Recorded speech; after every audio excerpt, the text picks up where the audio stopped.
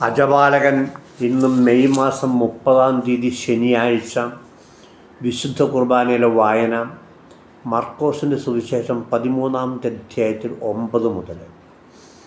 നിങ്ങൾ ജാഗരൂകരായിരിക്കും. അവർ നിങ്ങളെ ന്യായാധിപ സംഘങ്ങൾക്ക് ഏൽപ്പിച്ചു കൊടുക്കും. സിനഗോഗുകൾ വെച്ച് നിങ്ങളെ പ്രഹരിക്കും. ദേശാധിപതികളുടെയും രാജാക്കന്മാരുടെയും മുമ്പാകെ എനിക്ക് സാക്ഷ്യം നൽകാൻ നിങ്ങൾ നിൽക്കും. എന്നാൽ ആദ്യം എല്ലാ ജനങ്ങളോടും സുവിശേഷം പ്രസംഗിക്കപ്പെടേണ്ടിയിരിക്കുന്നു. അവർ നിങ്ങളെ ഏൽപ്പിച്ചു കൊടുക്കാൻ കൊണ്ടുപോകുമ്പോൾ എന്തു പറയണം എന്ന് വിചാരിച്ച് ആകുലരാകണ്ട.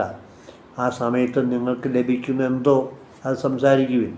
നിങ്ങളല്ല, പരിശുദ്ധാത്മാവായിരിക്കും സംസാരിക്കുക. സഹോദരൻ സഹോദരനെയും പിതാവ് പുത്രനെയും മരണത്തിന് ഏൽപ്പിച്ചു കൊടുക്കും. മക്കൾ മാതാപിതാക്കന്മാരെ എതിർക്കുകയും അവരെ വധിക്കുകയും ചെയ്യും. എൻ്റെ നാമനിമിത്തം നിങ്ങളെ എല്ലാവരും ദ്വേഷിക്കും. അവസാനം വരെ സഹിച്ചു നിൽക്കുന്നവൻ രക്ഷ പ്രാപിക്കും. നമ്മുടെ കർത്താവായ മിശിഹായ്ക്ക് സ്തുതി.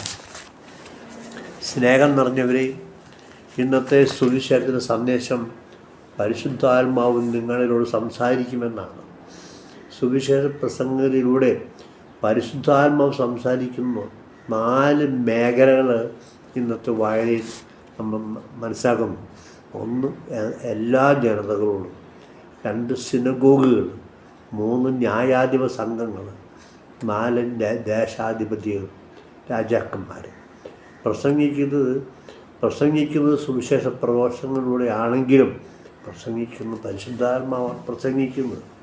പ്രസംഗിക്കുന്ന കാര്യങ്ങൾ നിലവിലുള്ള കീഴ്വഴക്കങ്ങൾ ആയാൽ പൊതുജനം പ്രതികരിക്കുന്നത് വ്യത്യസ്തമായ രീതിയിലാണ്.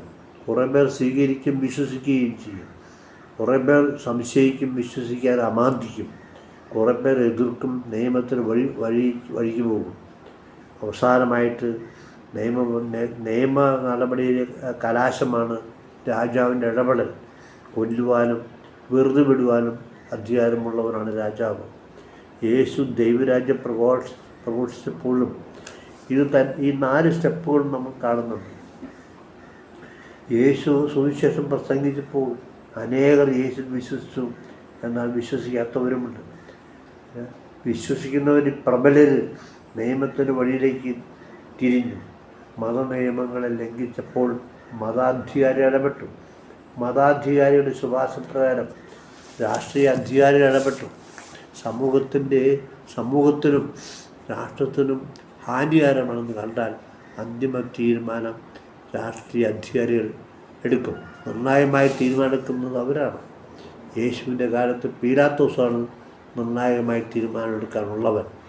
പീലാത്തോസിൻ്റെ ഇഷ്ടത്തിന് വിപരീതമായി ജനസമ്മർദ്ദത്തിന് കീഴ്വഴങ്ങി യേശുവിനെ കൊല്ലുവാൻ പീലാത്തോസ് കൽപ്പിച്ചു. ഓരോ സുവിശേഷ പ്രസംഗങ്ങളും നേരിടുന്ന രീതി തന്നെയാണ്. അവസാനം വരെ സഹിച്ചു നിൽക്കുന്നവൻ രക്ഷ പ്രാപിക്കുമെന്നാണ് വായനയിലെ അവസാനത്തെ തിരുവചനം. സത്യം ജയിക്കും. യേശുവിൻ്റെ ഉയർപ്പ് ആണ് യേശുവിൻ്റെ വിജയഗീതം. സത്യം എന്നാൽ ദൈവമെന്ന് അർത്ഥം. ദൈവത്തെ പരാജയപ്പെടുത്തുവാൻ മനുഷ്യ സാധിക്കുകയില്ല. ആയുധവും അധികാരവുമാണ് മനുഷ്യശക്തിയുടെ ഭാരമെങ്കിൽ മനുഷ്യൻ്റെ അധികാരവും ആയുധവും ദൈവത്തിന് മുമ്പിൽ ഒന്നുമല്ല എന്ന് നമ്മൾ മനസ്സിലാക്കുക.